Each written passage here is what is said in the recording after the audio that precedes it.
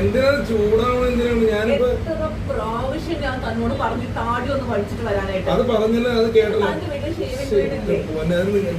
ഞാൻ വന്ന് തന്നെ പഠിച്ചു തരണോ? അത് കേക്കട്ടെ, അത് അറിയുന്നത് നല്ല സ്വഭാവം. വീഡിയോ എടുക്കല്ലേ നിന്നത്?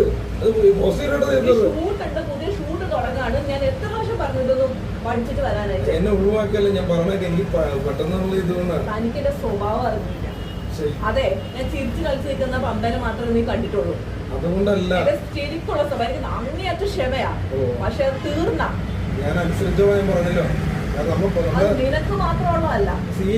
എന്തിനാ വീഡിയോ എടുത്തോണ്ടിരിക്കുന്നത്? നിനക്കും പിന്നെ കുറെ ബാണങ്ങളുണ്ട്, എല്ലാത്തിനും കൂടെ ഉള്ളതാ. വീഡിയോ ഒക്കെ പിടിച്ചു ആൾക്കാർ കാണുന്നത്. ആ കാണട്ടെ. കുറെ എണ്ണത്തിന് കുറെ നാളായിട്ട് ഭയങ്കര ചോദിച്ചില്ല. കണ്ടന്റ് ഒന്നും അല്ല. അയ്യോ, കണ്ടന്റ് അല്ലാന്ന്.